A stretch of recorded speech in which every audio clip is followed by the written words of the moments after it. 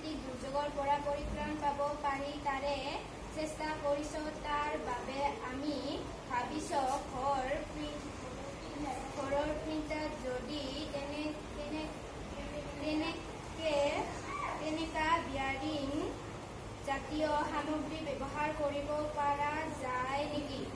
ঘৰ এইটো সৰু বাগিচা, এইটো আমাৰ ৰাস্তা, যে খাল আৰু এইটো লাইটটো জ্বলাব পাৰে।